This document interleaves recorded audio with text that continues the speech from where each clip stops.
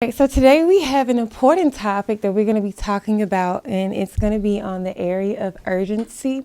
Have you noticed how everything kind of feel urgent right now? And when I say urgency, I'm meaning more of like people have meetings that they have to go to, emails they have to answer right away. There seems to be a constant need of having to do some things like right now. So why do you think that so many people live in a constant urgency state? Well, this topic is important because it kind of hits home with everybody. It hits home with me. I think we all feel a sense of urgency, and I think there are a lot of reasons why. Just culture.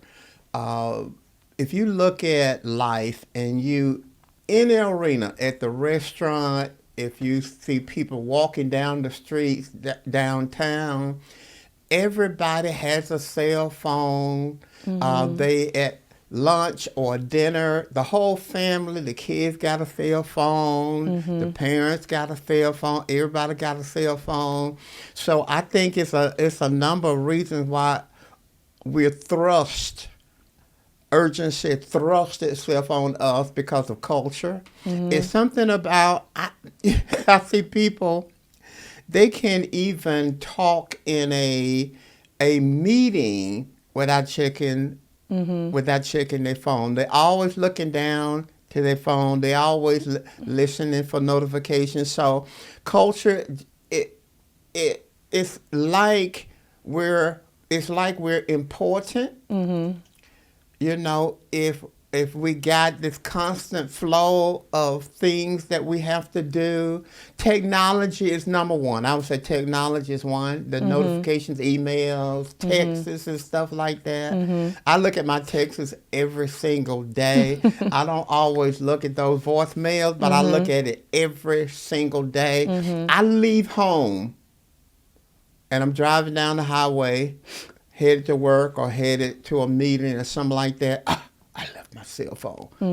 I left myself. So I think technology and I think just culture. When you were talking about everybody feels important, I think about a few times I've gone out with like friends and we'll see guys and we like, oh, he's kind of cute, he's attractive, but he constantly on his phone.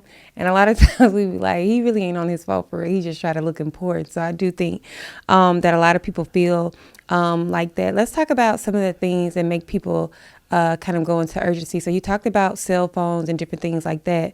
One of the things that most people do is they place a cell phone right beside them on the bed, and then as soon as they wake up, they're reaching for their cell phone. What are some things that you currently have seen yourself doing when it comes to the area of urgency? Well, I think, like I say, I'm a part of it.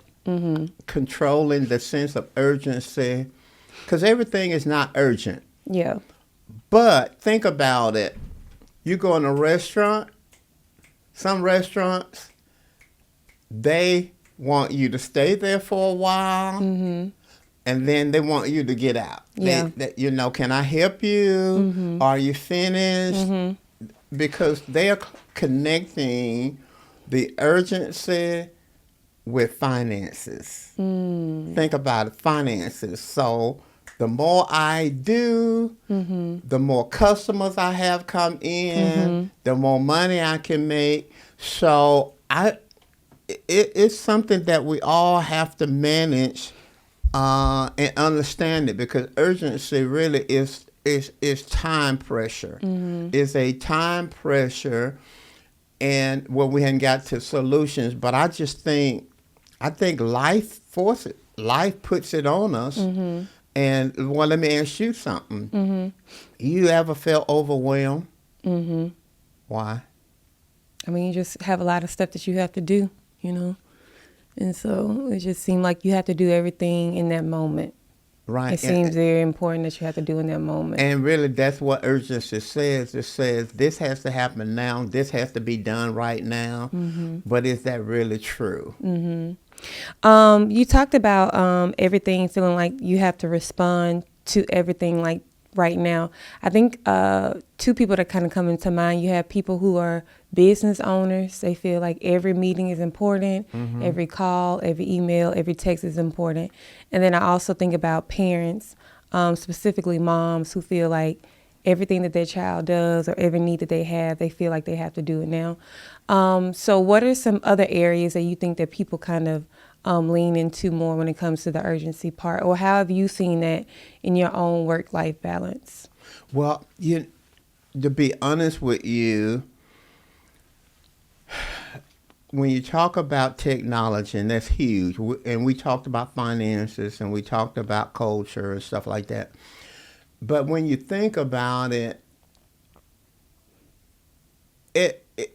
in my life, I have to control the input. I have to control it. If I don't control it, I'm just gonna be busy all the time.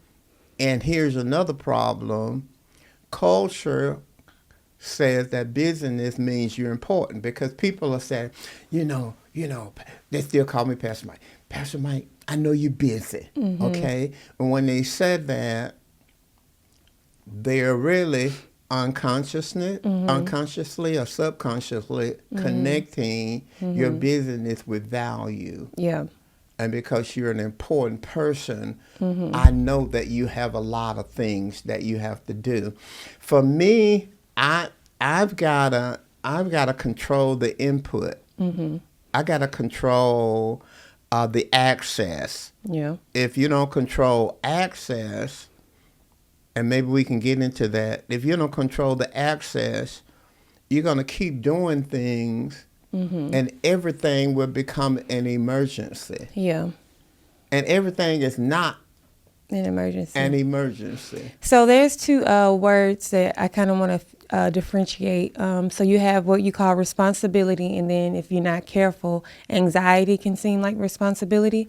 So how can a person tell the difference between something that they have to do, so they're responsible to do, versus doing something out of anxiety? And I think that's a part of the solution. That's one of the answers to the solution, because you mentioned anxiety. What causes anxiety? Urgency creates anxiety. That I have all these things demanding my attention, but if I don't slow down and discern what is my responsibility, okay? Every demand on our time, every expectation is not our responsibility. But if we don't control it, by slowing down, asking yourself, is this my responsibility or this somebody else's responsibility? And some things you have to say, listen, that's not my responsibility. Right. And not even just not my responsibility. Some things are emergency, but it's not mine. Yeah. It's not my emergency. So do you think that a lot of people take on other people problems? So one of the things MK has kind of mentioned to me is just because it's somebody else's emergency doesn't mean it's your emergency. Absolutely. So do you think that a lot of people have anxiety when it comes to those things is because they're taking on other people's urgencies? Yeah, and see, urgency creates busyness. Okay, it's urgent, so I find myself filling the gap with busyness. Yeah. And if I don't take the time to examine whether or not it's my responsibility, then I will overcommit. Yeah. See, I'm overcommitting because I'm not slowing down long enough to evaluate, is this my responsibility? Yeah. So if I don't do that, I'm going to be constantly anxious and full of anxiety because I got all these demands and all these expectations that's placed before me. And if I don't discern what's mine and what's somebody else, because listen at this, and I bet this has happened. Some things are emergency. Would you agree with that? Right. Okay. If you don't know whether it's yours or somebody else's, then people will throw their emergency on you. Yeah. And they have all this, I got to have it now, I need it now, I'm losing my house now. You know, I got to pay my car note now. You know, and so people make, if you allow them to, and you don't set boundaries, Yeah. they emerge just it becomes yours. So let me ask you a question. How do you ever felt over busy? Have you ever felt overcommitted? Okay. Explain, and how do you handle that? How do you establish boundaries? Well, if I'm honest, I want you to be honest. They want you to be honest. I'm working on it now because I feel a little overwhelmed and overbooked when it comes to this. How to win? Yeah. Okay. You got to explain that to me because I think, see, you got to explain. I think how to win is your responsibility. It is. It's my responsibility. It's your responsibility. So explain to me and us, how are you feeling overwhelmed by your responsibility? And then you can come back and say, well, it's not my responsibility. But I kind of think you're getting a salary from How to Win. I kind of think your job description includes How to Win. So explain. So mine is not more of like I feel overwhelmed with the work. Mine is more I feel overwhelmed with the feeling of imposter syndrome. Okay. So when you asked me to come on to do the podcast, it was like I help you, because I did my YouTube channel. And I was like, whatever I feel like is good for my audience is cool. But when it came to How to Win, now there's more added pressure. Does that make sense? So mine is just more of like, I feel like I have to get it right all the time. Well, let's think about it. And I want you to put something in the chat because people on a constant, regular basis talk about not just the fact that they enjoy me, they talk about you and how you ask good questions, you have good answers. So how is it that you have an imposter syndrome? Because to me, that says, I'm not sure I belong in this context. I'm not sure I belong in this. I personally think that you were created for this. I think it's outside of your comfort zone. Right. And it's putting pressure on you maybe to operate in an arena. Because, see, when you do your business and you're doing your exercise, that's your comfort zone. Right. And so I'm more familiar with it, right? You're more familiar, and you got training for that. Right. So I kind of know how to do it. Like, let's say with the recording, I know how to do it when it's just me. So I kind of know how to kind of adjust. But when it's two people and you have to have multiple cameras and different things like that, sometimes that can be the thing that I'm talking about that can make you feel overwhelmed.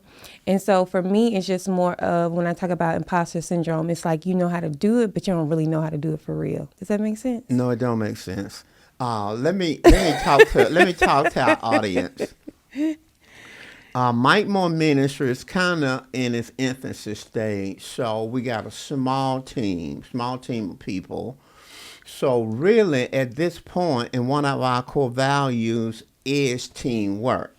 So when you have a small team, you tend to do a lot of things that you won't do or have to do as you grew. Right. Like, for example, when we first started pastoring, my wife and I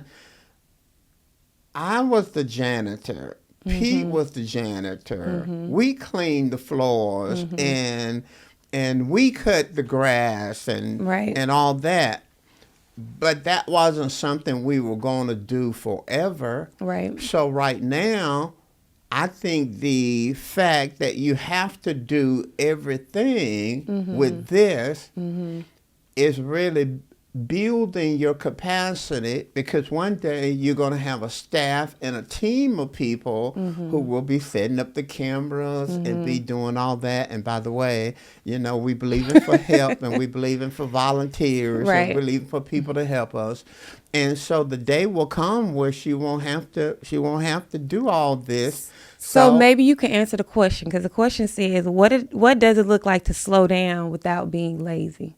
Because sometimes it can equate to, okay, if I don't try to do everything, it can look like I'm not working on. And I don't want to be a hypocrite. Sometimes I feel that way. Right. I feel that energy, productivity, output, if I'm going at it, you know Right. what I mean? I'm going at it. Right. I feel a sense of value and worth. And if you're not careful, you will equate slowing down Right. to being lazy. Right. But let's define our terms. You know, I like terms. Okay. Laziness is avoiding work. It's avoiding effort. Slowing down is simply evaluating what's the best use of my effort, what is the best use of my time, what really matters, which introduces another thing. Slowing down is part of it. And we know slowing down is not lazy because I just defined the difference. Okay. But prioritizing, what is a priority? Like for example, I said we got a small team right now. So you may be working with Antoinette, who's over resources. You may be working with Rachel, who's my assistant. You may be working with Viesha, who's the interim director of Mike Moore Ministries. You may be working with Daphne, who's involved in resources as well. So think about it. When you have a small team, you're spread it out more. Yeah. But hopefully you never stop connecting and networking and collaborating with the team. But as the team grows, there are things that you begin to become I won't call it an expert, but specificity comes into play in terms of this is what I do. My staff, they set up this, they set up that. So the issue, Tiffany, and I want to help my daughter out. Sometimes the anxiety that we feel are self-induced. Right. Okay, it's self-induced. And Tiffany's anxiety is self-induced because I'm not pressuring her, I'm not running her down, I'm not saying it, but Tiffany has a problem. Well, let me tell you. Wait. Well, I'm talking to our audience now. Tiffany has a problem with perfectionism. She wants it perfect. She wants it exact. I want it consistent. So let me tell you the difference. Consistent. The difference is when you have visual things, consistency is important. I agree. And so for me, the problem or the anxiety, well, I won't even say it's anxiety, but sometimes the frustration can come, is one day you may have it and it may be a certain way and it may be right. And then the next time it may not be right. Well, let's do this. I want to invite you to give us feedback on what we can do to be better. Okay. And if you think we're doing a great job, and Tiffany's the director of How to Win, give us some feedback on what she can do better. Or if you think that she's doing wonderful, please give us some feedback because her boss, Mike Moore, is not pressuring her, but the anxiety that she has that's internal, that's connected more to her perfectionism than it is a demand Mike Moore is placing on her. So please, all of our viewers from How to Win, will you help Mike Moore to help Tiffany to slow down? Give us some encouragement, cause she got some anxiety, Well, and I'm glad. Listen, I'm glad you brought the transparency. The transparency was wonderful. Because I think there's some viewers who think you're wonderful. Well, for the people who may be watching, let's say they have a project. And you didn't answer my question, but go ahead. What was the question? Your question was, do you feel overwhelmed? And the question was, how do you slow down and do you set boundaries? We're not just talking about Mike Moore Ministry because you got other things that you are doing. You got jobs other work that you're doing. You got friends that you're involved with. So, do you set boundaries? Do you set expectations? Because you're being pulled on from different things. Right. How do you do it? So right now I've set boundaries on social media. So during my work hours, there's this app that I use called Opal, and you can't get into any of your social media. So I can't get into Facebook, TikTok, or Instagram. So those are one of the things that I've done to kind of help me not stay reaching for my phone. And that's been an adjustment because I'm constantly trying to reach for my phone and trying to, look at it. But then also just being okay with saying no and not having to give an explanation to it when it comes to like if friends want to do something or anything like that. So, and then also too, I think knowing your boundaries. So like I picked up a second job and then now I have to reevaluate, okay, is this something that I can do and still be consistent with everything else that I'm doing as well? So those are some of the things that are questions that I just kind of answered. So what I was going to ask you is that the people who are watching, and let's say they are going through a similar thing and they have a lot of projects, they have a lot of things, and they're trying to do a lot of things, but their mind is racing. How do you tell them to kind of like calm their mind from racing? I think you have to think correctly. Okay, and I'm gonna use myself as an example. There are some things that really matter. Yeah. There are some things that are emergencies. They're urgent. They're pulling on you. I would say that you gotta assess what's really important to your personal life, whether it be family, what's important as it relates to your job, your work, what's important as it relates to church or other things, business, whatever. You got to decide what is important. Then you're going to have to prioritize some things. If you don't set priorities, then what will happen, everybody else's emergency will fill in the gap. Does the areas of importance change through each season? Yes. Okay. Yes. Yeah, it does change. Like for me, when I was pastoring, the congregation was important. Not that they're not important to me now, still connected to our church.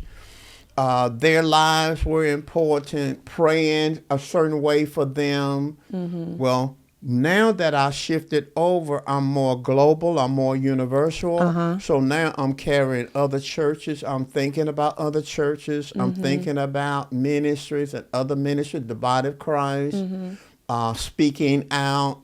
So your priorities can change. Not only prioritizing, but manage the technology. You got to manage that. For example, I don't have my phone looking at my phone every second. I don't do that. To me, I'm not that important that I've got to look at my phone every 2 minutes.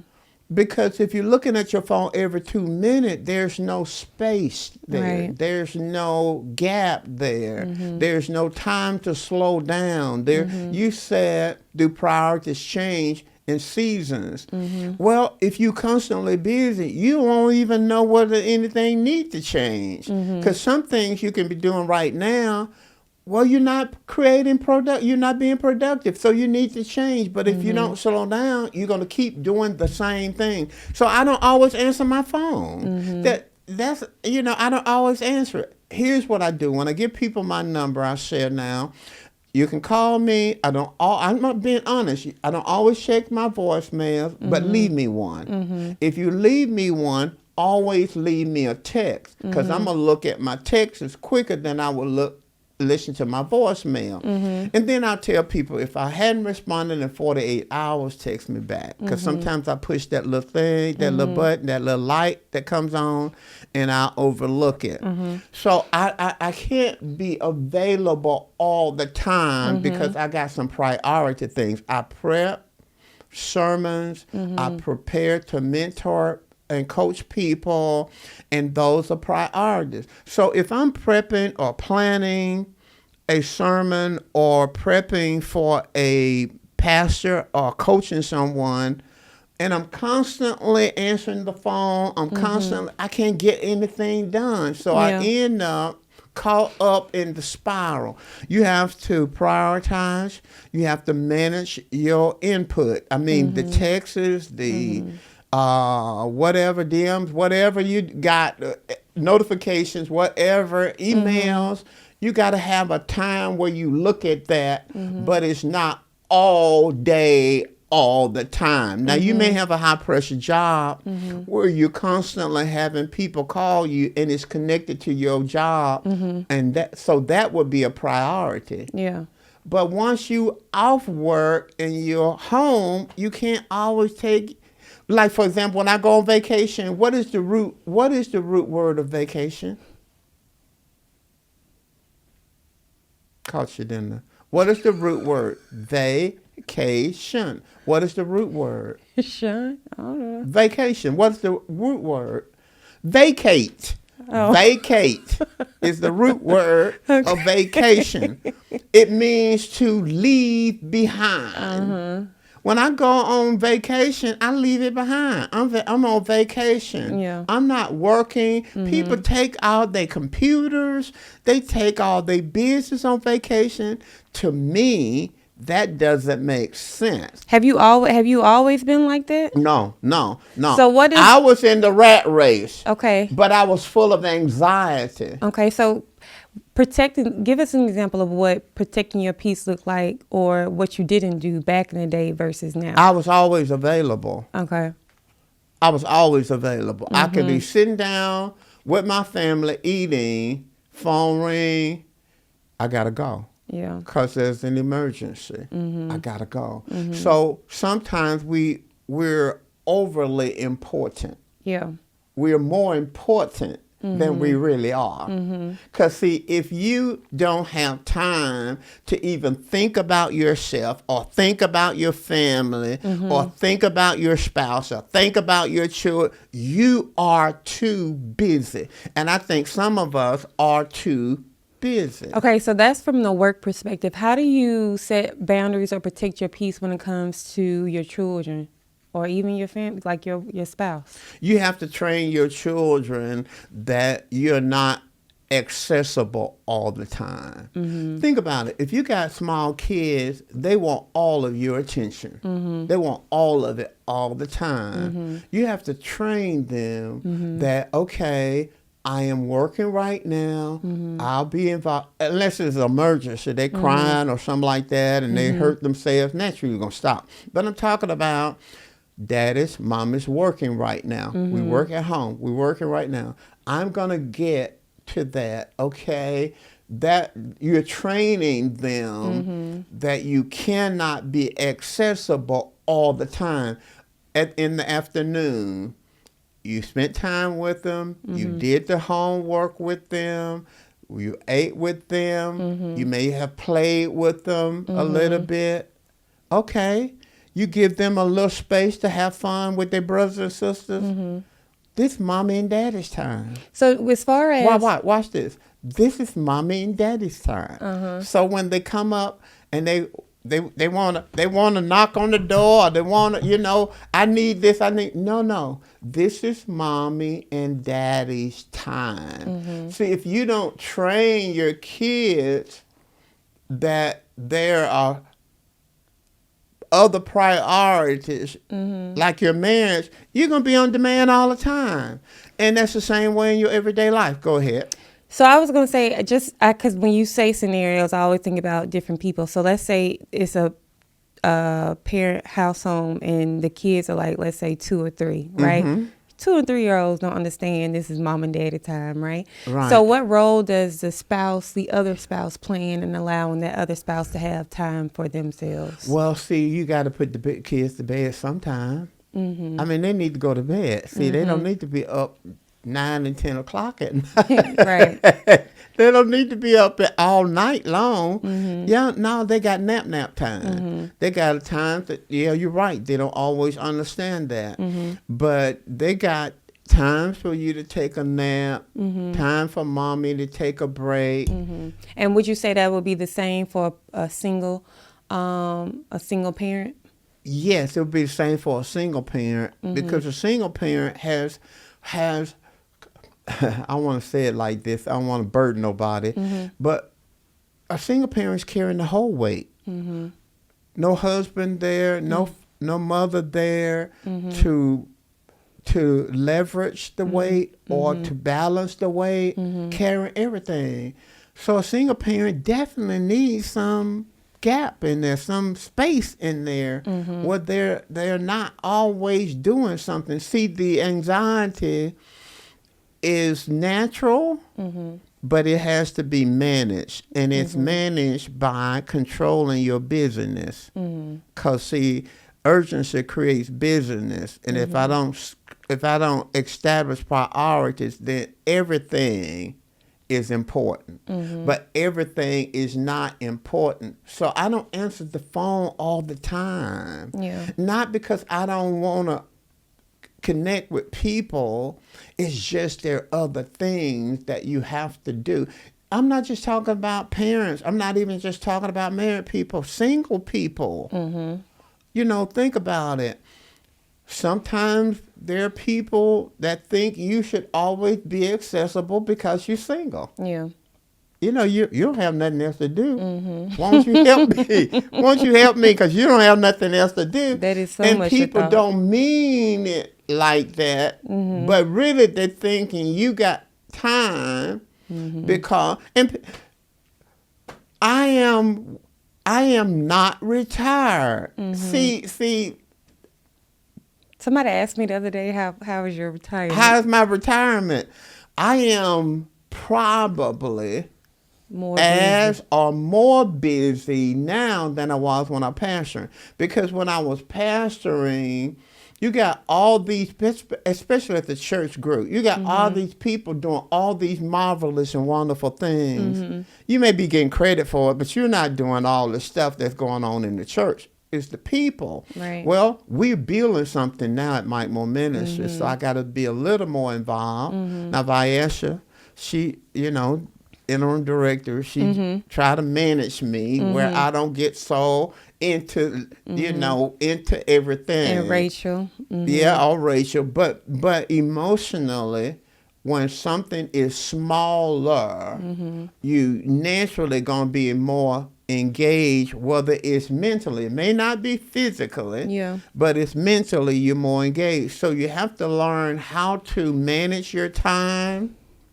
You have to learn how to slow it down. You have to learn how to prioritize. You gave a good solution. Some things you have to say no to. No.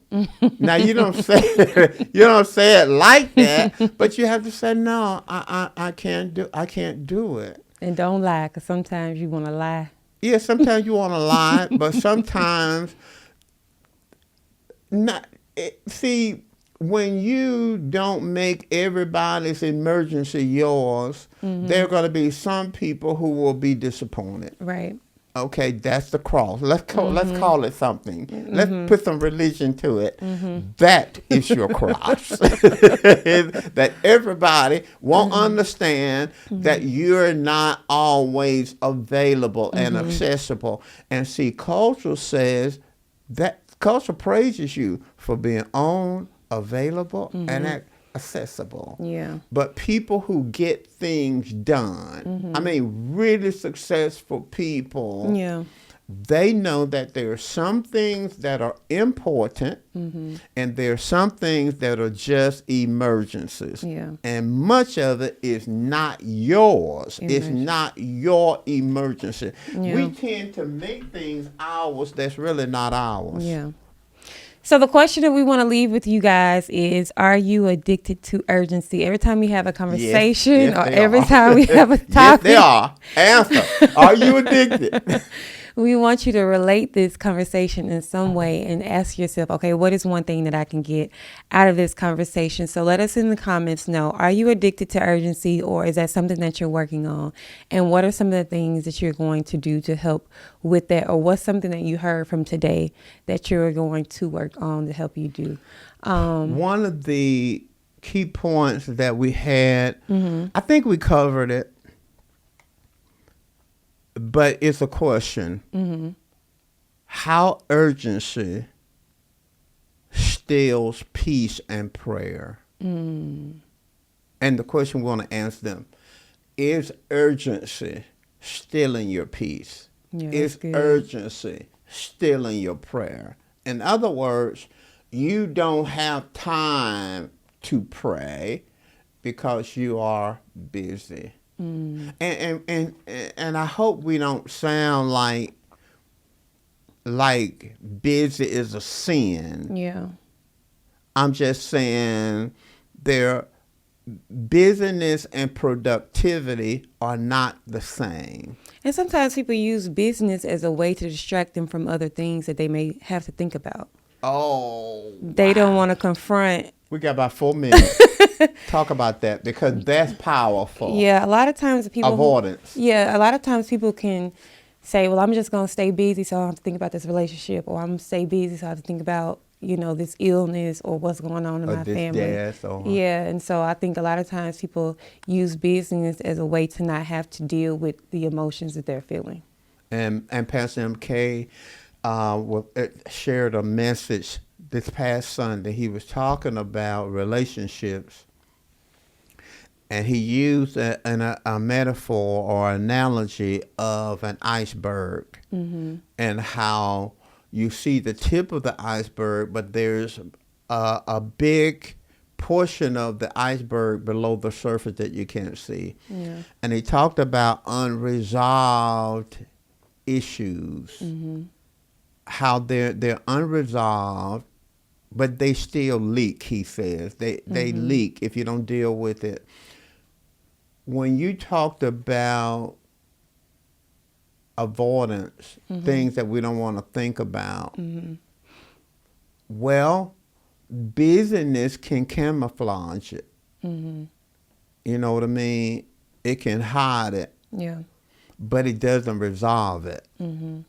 And that point you brought out about we stay busy because there are things we don't want to deal with Mm-hmm. is a question. So why don't you ask them? So is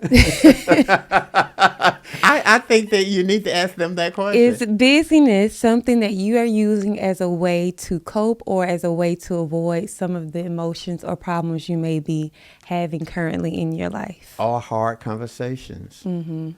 Or past trauma or past issues that are not truly resolved. Or Yeah. issues of unforgiveness. Yeah. Yeah. Wow, that's good.